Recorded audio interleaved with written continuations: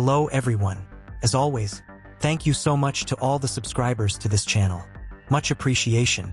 Please, if you are watching this and you have not yet subscribed, please kindly go ahead and subscribe.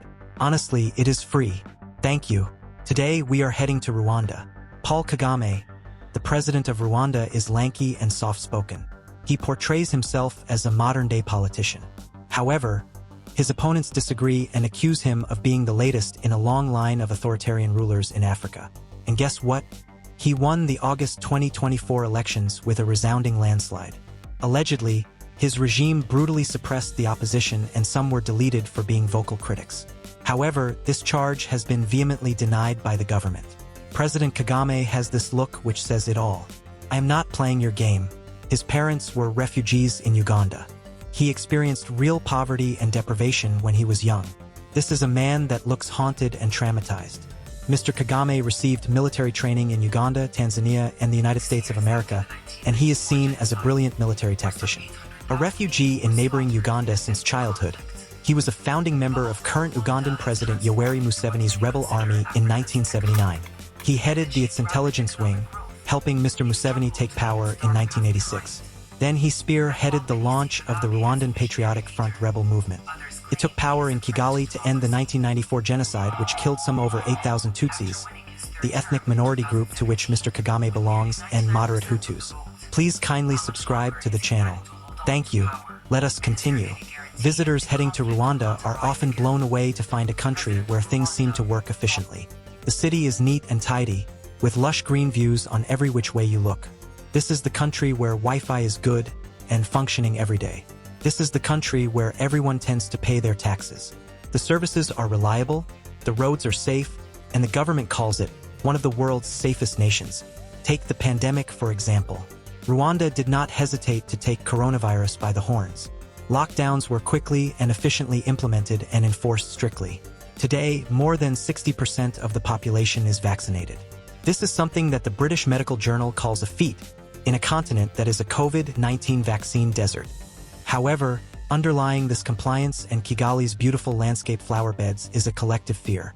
Walk into a bar and try to start up a controversial debate, and you will be shut down very quickly, and there is every chance and likelihood your behavior will be reported to the authorities. Those deemed a real threat will be dealt with harshly.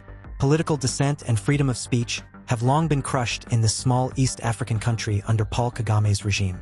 This small country may look like the Switzerland of Africa, but it is extremely repressive and frighteningly a hideous country. By the way, on the last Saturday of every month, everyone gets together in their neighborhoods to do a collective cleanup. The roads are swept, and the rubbish is collected. This is called community work. There is no law that forces people to do community work or cleanup. However, there is great fear that if you do not attend, someone will report you, and your name will be logged as a troublemaker. The thought that someone will report you is rather frightening. How are you going to trust your neighbor ever again? You know those kind of characters who smile back at you, and when you are away, they hit you straight up. You know the type. You cannot betray Rwanda and not get punished for it, the president said at the prayer meeting shortly afterwards. Anyone, even those still alive, will reap the consequences. Anyone. It is a matter of time. This country has a population of 13 million. Quite relatively small compared to other countries in Africa. Once in government, Mr. Kagame, who first served as Rwanda's vice president, backed by the rebellion in neighboring Democratic Republic of Congo to overthrow Mobutu's regime, only then to become embroiled in a new war there that involved 6 countries. Apparently, Julius Nyerere, Tanzania's founding president, played an influential role in fashioning his regional outlook and activist approach to resolving conflicts. The Rwandan leader has strong support from the UK and the United States of America, mostly because he uses the aid money more effectively than his African peers. Kagame also has powerful lobby groups in the United States of America, including Christian evangelicals and businessmen, to keep Washington on his side. President Kagame still believes that he has a patriotic mission to fulfill.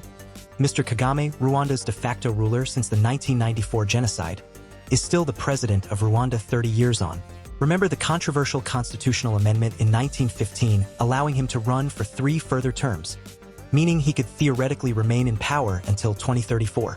The amendment was approved by more than 95% of the voters in a referendum, official reports showed. The opposition said the vote was rigged. According to Amnesty International, The election was taking place in a climate of fear created by years of repression against opposition politicians, journalists, and human rights defenders. Allegedly, Mr. Kagame has told his campaign rallies that election is a formality. Probably the biggest mistake that he has done is to tell the citizens that they are all Rwandans. He is ignoring the root problem, which is the tribe. How can anyone say that they have no tribe in Rwanda? This is Africa, not Europe. Mr. Kagame sees Singapore and South Korea as model states and believes the key to reconciliation is continued economic development. He has pursued it with single-minded determination and deals ruthlessly with his adversaries, so it is alleged. Kagame is known as a doer and an implementer, not somebody who says things just like everyone else. His African peers hold him in high regard. But for his critics, he is among Africa's most repressive leaders and has dashed hopes of turning Rwanda into a democracy that all its citizens can be proud of. Is it possible that the UK and the United States governments do not know the whole truth about Rwanda and its regime, especially on human rights? This is a complex issue, and it is clear that there are differing opinions on the matter. What do you think should be done to address these issues and concerns? Please share your thoughts in the comments section. Comments generally generate interesting conversations. Please feel free to disagree with me and tell me why. Thank you so much for your time.